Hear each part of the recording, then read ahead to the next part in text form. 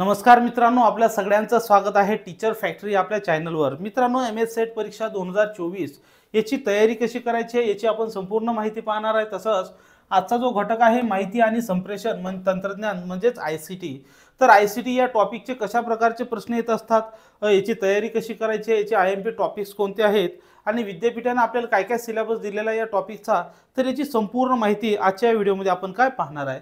त्यामुळे आपण हा व्हिडिओ शेवटपर्यंत पाहायचा आहे की जेणेकरून या ठिकाणी तुम्हाला या टॉपिकमध्ये पाचीचे पाची प्रश्न, या टॉपिकवर टोटल 5 प्रश्न हे तुम्हाला विचारले जातात। तर या ठिकाणी आपण बघू शकता यांनी जो टॉपिक दिलेला आहे इन्फॉर्मेशन अँड कम्युनिकेशन टेक्नॉलॉजी म्हणजेच काय ICT या टॉपिकवर काय काय दिलेलं आहे बघा। या ठिकाणी जनरल ॲब्रिव्हिएशन अँड द टर्मिनॉलॉजी, या ठिकाणी ॲब्रिव्हिएशन म्हणजे शॉर्ट फॉर्म या ठिकाणी आपल्याला दिले जातात, टर्मिनॉलॉजी दिली जाते। नंतर बेसिक ऑफ इंटरनेट, या ठिकाणी इंटरनेटचं बेसिक नॉलेज या ठिकाणी दिलेलं आहे। नंतर इंट्रानेट दिलेला आहे, ईमेल आहे, ऑडिओ आणि व्हिडिओ कॉन्फरन्सिंग जी सिस्टम आहे त्याच्या माहितीबद्दल या ठिकाणी प्रश्न असतात। सोशल मीडिया, मल्टीमीडिया याच्याशी संबंधित आपल्याला काय आलेले आहेत, प्रश्न आलेले आहेत। तसंच डिजिटली काही जे चेंजेस झालेले असतील एज्युकेशनमध्ये किंवा या ठिकाणी नवीन टेक्नॉलॉजी की जे कॉमनली यूज या ठिकाणी होत असते त्याच्याबद्दल प्रश्न विचारलेले आहेत।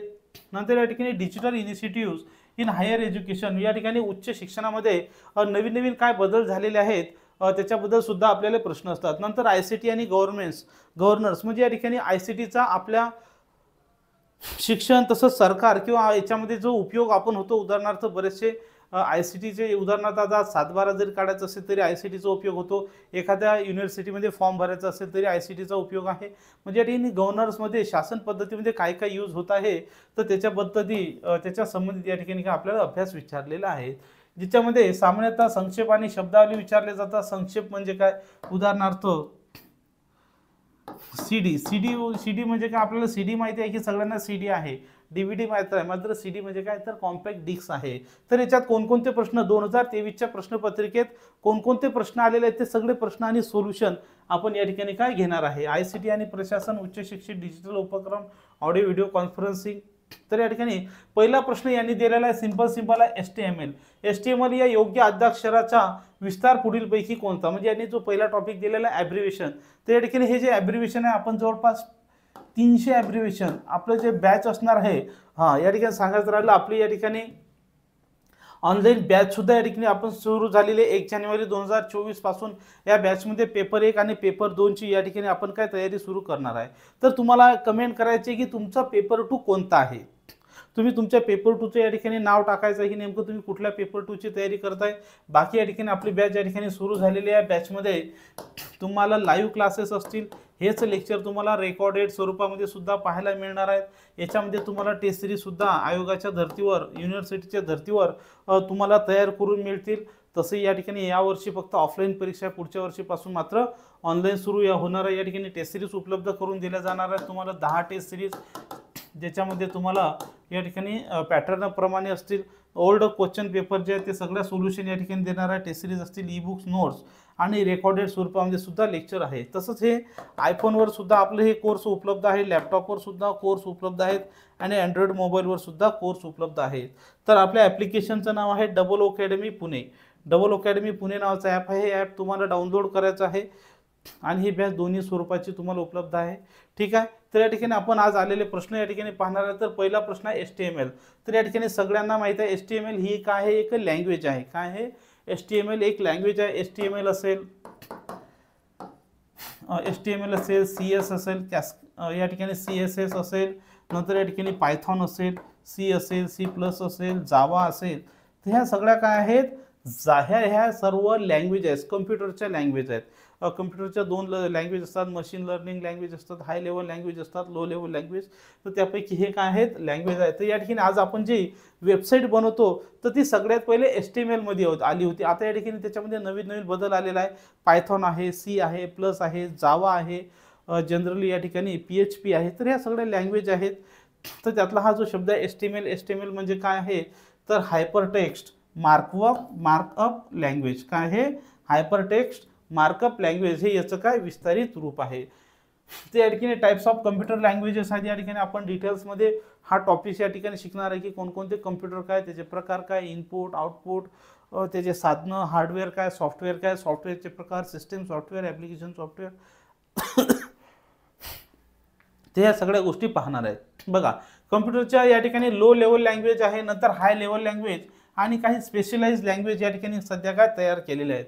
तर ही जी लँग्वेज आहे HTML लँग्वेज, ही HTML लँग्वेज आणि XML त्या ठिकाणी ह्या लँग्वेज आहेत। नंतर हे SQL आणि SPARQL, SQL या ठिकाणी जो डेटाबेस असतो तो डेटाबेस फेच करण्याकरता जेव्हा तुम्ही एखाद्या वेबसाईटमध्ये फॉर्म टाकता, बरोबर आहे, नावच्या ठिकाणी नाव लिहिता, पिनकोडच्या ठिकाणी पिनकोड, तर हा डेटा ज्यावेळेस समोरच्या सिस्टममध्ये जाते त्यावेळेस तुम्हाला त्या ठिकाणी तुमचं पूर्ण फेच केला जातो, त्याच्यानुसार तुमचं। तर या ठिकाणी हे HTML आणि XML ह्या काय लँग्वेज आहेत, ह्या मार्कवर्क लँग्वेज आहेत, किती आहेत, 2। नंतर क्वायरी लँग्वेज या ठिकाणी SQL आहे आणि स्पार SQL आहे। नंतर डोमेन स्पेसिफिक लँग्वेज आहे या ठिकाणी मतलब मॅटलॅब आणि R लँग्वेज या ठिकाणी। बाकी मग या ठिकाणी स्क्रिप्टिंग लँग्वेज आहेत, त्या ठिकाणी जावा स्क्रिप्ट आणि पर्ल ही लँग्वेज आहे। नंतर ऑब्जेक्ट ओरिएंटेड प्रोग्राम लँग्वेज आहेत या ठिकाणी सांगितल्याप्रमाणे तुम्हाला पायथॉन आणि C++ हे काय आहेत, ऑब्जेक्ट ओरिएंटेड लँग्वेजेस आहेत। नंतर या ठिकाणी मेन लँग्वेज आहेत लो लेवल लँग्वेज आणि हाय लेवल लँग्वेज, ह्या नंतर स्पेशलिस्ट प्रोग्रामसाठी ह्या तयार केलेल्या लँग्वेजेस आहेत। त्याच्यासाठी स्पेशलिस्ट या ठिकाणी मशीन लँग्वेज आहे या ठिकाणी बायनरी, आणि दुसरी आहे असेंब्ली लँग्वेज नॅसम। नंतर या ठिकाणी हाय लेवल लँग्वेजचे हे या ठिकाणी ऑब्जेक्ट ओरिएंटेड आहे, स्क्रिप्टिंग आहे, फंक्शनल आहे, ते या ठिकाणी हॅस्केल आणि StarF, नंतर आहे फॉरट्रान्स आणि पास्कल। तर ह्या सगळ्यात जुन्या लँग्वेज आहेत। सगळ्यात पहिले ज्यावेळेस कम्प्युटर यूज होत होते फॉरट्रान्स आणि पास्कल वापरत होते। आता मात्र या ठिकाणी सगळ्यात जास्त लँग्वेज कोणत्या वापरल्या जातात, या ठिकाणी पायथॉन असेल, C++ असेल, तुम्हाला सांगितल्याप्रमाणे जावा असेल, PHP असेल, अँग्युलर असेल, तर या ठिकाणी वेगवेगळे लँग्वेजेस आता यूज करत आहेत, बूटस्ट्रॅप असेल। नंतर या ठिकाणी पुढचा प्रश्न आहे, भारतात सर्वसामान्य जनतेसाठी इंटरनेटची सुविधा यावर्षी सुरू करण्यात आलेली आहे। तर इंटरनेटचा जनक कदाचित तुम्हाला माहीत नसेल तर मी सांगतो, या ठिकाणी अण्णादुराई, शिवा अण्णादुराई हे इंटरनेटचे जनक आहेत। ते एक भारतीय व्यक्ती आहे। तर ह्या ठिकाणी इंटरनेटची सुरुवात 1995 साली भारतामध्ये सुरू करण्यात आलेली आहे। किती, कोणासाठी, लक्षात ठेवा, सर्वसामान्य जनतेसाठी। भारतात कधी सुरू झाली हा प्रश्न नाही आहे, हा प्रश्न आहे की सर्वसामान्य जनतेसाठी इंटरनेटची सुरुवात कधी झालेली आहे। इंटरनेट म्हणजे काय, एकच जाळं आहे। तर भारतामध्ये तशी इंटरनेटची सुरुवात 1986 साली झालेली आहे, मात्र ते लोकांसाठी उपलब्ध कधी झालेलं आहे, 1995 साली। आणि विशेष म्हणजे 15 ऑगस्ट 1995 रोजी इंटरनेट लॉन्च केलेलं आहे। आणि पहिलं सायबर स्टेशन, पहिलं सायबर कॅफे rediff.com यांनी भारतामधल्या मुंबई शहरात सुरू केलं होतं।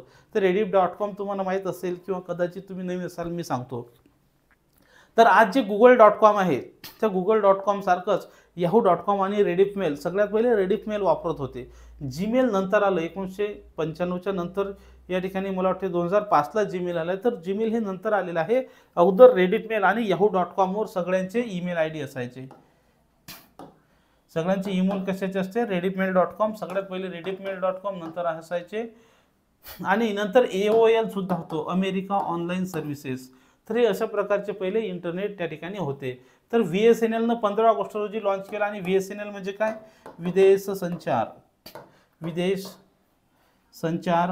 निगम लिमिटेड, विदेश संचार निगम लिमिटेड। नंतर या ठिकाणी VSNL असेल, नंतर आपल्या भारतासाठी आलं BSNL आलं, VSNL, नंतर महानगरासाठी आलं MTNL, काय आलं,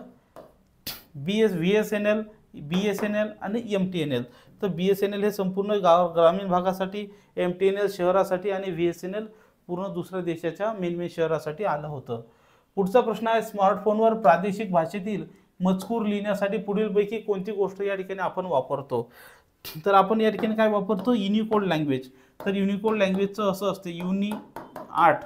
तर या युनि लँग्वेजमध्ये महत्त्वाचे जे फॉन्ट्स आहेत, मोबाईलवर तुम्ही गुगल कीबोर्ड त्या ठिकाणी इन्स्टॉल करता, गुगल इंडिक कीबोर्ड त्या ठिकाणी तुम्ही काय इन्स्टॉल करता, गुगल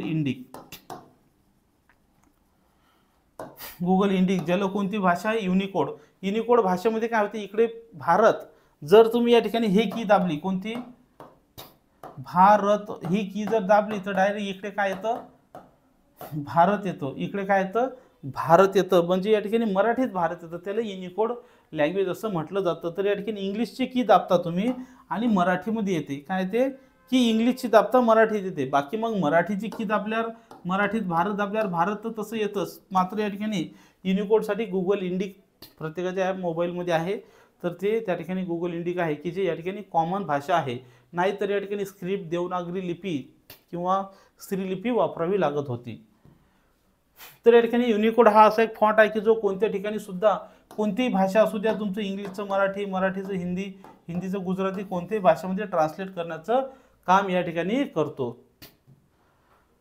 पुढचा आहे, पुढीलपैकी कोणतं डिजिटल पेमेंट ॲप गुगलशी संबंधित आहे?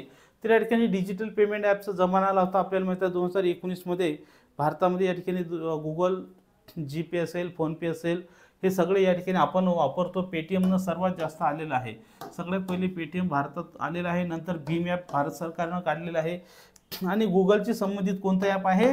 तेज ॲप. कोणतं ॲप आहे? तेज ॲप हे गुगलशी संबंधित असलेलं ॲप आहे. नंतर मोबिक्विक सुद्धा आलेलं, नंतर वेगवेगळे वॉलेट आलेले आहेत, प्रत्येकाचे आलेले आता जीपे, गुगल पे.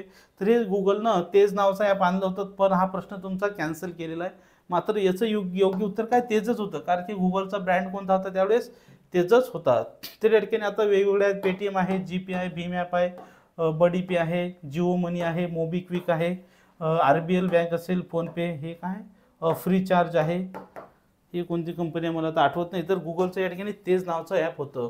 आणि भीम ॲप तुम्हाला परीक्षेत प्रश्न विचारू शकतात. भीम ॲप म्हणजे भारत इंटरफेस फॉर मनी, हे एक पेमेंटचं ॲप आहे. मित्रांनो लक्षात ठेवा, इझी प्रश्न असतात हे प्रश्न तुमच्या हातातून गेले पाहिजेत नाही. प्रश्नपत्रिका सोडल्यानंतर दुसऱ्याशी सोल्युशन दिलं तर त्याला काही अर्थ आहे का? नाही. त्यामुळे तुमचा हा चान्स गेला पाहिजे नाही. UPIवर कोणालाही तुम्ही UPIच्या माध्यमातून काय करू शकता? पेमेंट करू शकता. तर भीम ॲपचं काय आहे? भारत इंटरफेस फॉर मनी हे एक ॲप आहे. कोणतं? भीम हे एक ॲप आहे आणि या ॲपला सगळे भारतातले ॲप काय आहेत? कनेक्ट आहे. तर या ठिकाणी UPI जर विचारलं तुम्हाला, UPIचा लॉंग फॉर्म आहे युनिफाईड पेमेंट्स इंटरफेस. हा एक रिअल टाईम पेमेंट सिस्टम आहे जी वापरकर्त्यांना एका स्मार्टफोनवर वेगवेगळ्या ॲप्सची काय जोडण्याचं परवानगी देते. आणि UPIची स्थापना 2016 साली या ठिकाणी काय केलेली आहे? कोणी केलेली आहे? NPCI, national payment corporation of India. तर या ठिकाणी NPCIनं केलेली आहे. कदाचित NPCI तुम्हाला विचारू शकतील. नंतर पुढचा प्रश्न आहे, पुढीलपैकी कोणता उच्च शिक्षण ही संदर्भ साहित्याचा समुच्चय कॉन्सर्न या डिजिटल पुढाकार योजनेशी संबंधित आहे? तर या ठिकाणी ई शोध सिंधू हा जो प्रोजेक्ट आहे हा कशाशी संबंधित आहे? हाय लेवल उच्च शिक्षण ई संदर्भाच्या साहित्याशी संबंधित हा या ठिकाणी आहे. तर ई शोध सिंधू हा एक continuous provide current as well as archival access. या ठिकाणी 10,000 पेक्षा जास्त 10,000+ crore core and peer to peer reviewed journals आहेत, ज्याच्यामध्ये journals available on the NLITST. तर याच्याशी संबंधित आहे की ज्याचं ई सिंधूचं एम्स अँड ऑब्जेक्टिव्ह काय? तर the main objective of the e Sindhu consortium for the higher education resources is provide access to the qualified electronic resources. म्हणजे या ठिकाणी तुम्हाला काही शोध करायचा असेल तर सगळ्या गोष्टी त्या एका ई शोध सिंधूच्या वेब पोर्टलवर टाकलेल्या आहेत, जिथून तुम्ही संपूर्ण अभ्यासाशी संबंधित या ठिकाणी तुमच्या रिसर्चशी संबंधित तुम्ही माहिती त्या ठिकाणी फुल टेक्स्टमध्ये किंवा बिब्लिओग्राफिक्स अँड फॅक्च्युअल डेटाबेसच्या माध्यमातून अकॅडमिक इन्स्टिट्यूशनसाठी लोअर रेट्स किंवा सबस्क्रिप्शनसाठी तुम्ही वापरू शकता. तर असा हा ई शोध सिंधू आहे, ज्याच्यामध्ये 10,000 पेक्षा जास्त या ठिकाणी सगळ्या काय गोष्टी आहेत, ज्याच्यामध्ये संदर्भ ग्रंथ, माहिती आणि तथ्यात्मक गोष्टी सगळ्या अवेलेबल या ठिकाणी काय केलेल्या आहेत. तर अशा तऱ्हेने मित्रांनो या ठिकाणी आपण याचं सोल्युशन बघितलेलं आहे. 2023चा हा पेपर झालेला आहे सेट परीक्षेचा. तर असेच सगळ्या टॉपिकचे व्हिडिओज आपण या ठिकाणी चॅनलवर अपलोड केलेले, ते सर्व व्हिडिओ तुम्ही या ठिकाणी बघू शकता. जाहिरात लवकरात लवकर येणार आहे, कारण की 7 एप्रिलला आपली काय परीक्षा ठेवलेली आहे. तर हा व्हिडिओ आपण शेवटपर्यंत पाहिला त्याबद्दल धन्यवाद. या ठिकाणी मित्रांनो आपण आता या ठिकाणी रजा घेऊया.